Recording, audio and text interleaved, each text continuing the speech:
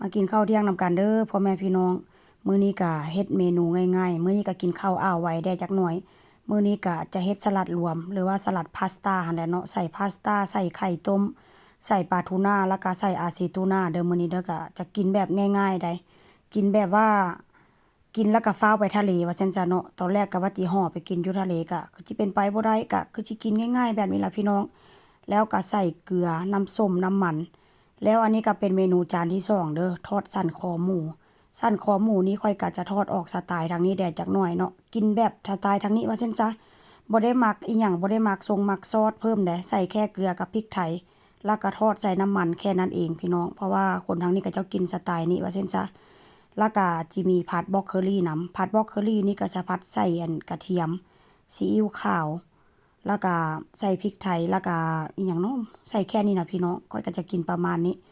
หลังจากที่ว่าอันเฮาทอดแบบว่าสั่นคอหมูแล้วตักใส่จานแล้วค่อยก็จะตัดอันผัดบรอกโคลีหั่นน่ะใส่ข้างๆว่าเส้นสะเนาะก็จะกินแบบเมนูแบบว่าง่ายๆได้จักหน่อยช่วงนี้ก็จะบ่ได้กินแบบหนักหน่วงหลายเด้ช่วงนี้ก็จะกินแบบประมาณนี้แล้วก็จะไปกินอีกที5โมงเย็น5โมงเย็นนั่นก็คือเป็นแบบว่าเป็นอาหารว่างใส่ขนมปังยัดซอกยัดไส้ก็ว่ากันไปหรือว่าผลหมากรากไม้ว่าเส้นสะเนาะคนทางนี้ส่วนหลายเขาเจ้าจะกินแบบว่า กินแบบอาหารที่แบบบ่หนักหลายถ้าหากว่ากินหนักๆเด้อโดยเฉพาะไปกินแบบร้านอาหารหรือว่ามีงานโลกงานเลี้ยงจังซี่นะ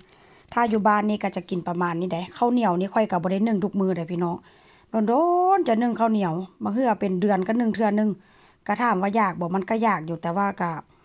มันกินอาหารอยู่ทางนี้มันก็เกิดเป็นการเคยชินว่าซั่นซะอยู่ไสก็ตามหั้นแหละพี่น้อง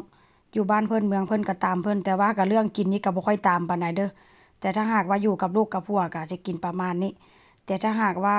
บางมื้อลูกผัวกินแล้วจังซี้น่ะเนาะข้อยก็จะกินอาหารแบบสไตล์ลาวๆแหน่จักหน่อยแต่ถ้าหากว่าเป็นพวก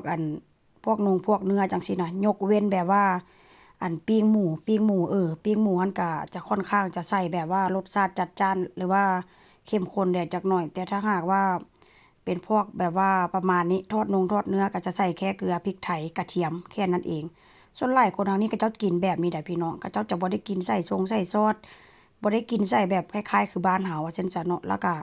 ข้าวนี่ก็โดนๆจะกินเทื่อหนึงส่วนหลายเขาเจ้าจะกินขนมปังเป็นหลักว่าซั่นซะหลังจากที่ว่ากินข้าวสวยแล้วก็จิมาทอดไส้กรอกเพราะว่าไส้กรอกนี่จิเอาไปกินทะเลนำกินเป็นอาหารว่างจิเฮ็ดแบบว่าขนมปังยัดใส่ตอนเวลาแบบว่า5โมง6โมงสินะพี่น้องคนทางนี้เขาเจ้าจะกินแบบว่าขนมปังยัดซอกยัดไส้หรือว่า บางคนก็จะกินผลหมากรากไม้แล้วแต่ว่าซั่นซะเนาะมื้อนี้ก็สิกินแบบนี้ล่ะเป็นอาหารว่างแล้วก็จะกินผลไม้เติมลงไปกินแบบนี้ก็แซ่บไปอีกแบบเดะตอนมาใหม่ๆก็บ่กล้ากินพี่น้องกินอยู่แต่ว่าก็รู้สึกว่ามันบ่แซ่บมันบ่ถูกปากกินไปกินมาอยู่ไปอยู่มาก็ก็แซ่บมันก็เป็นการเคยชิน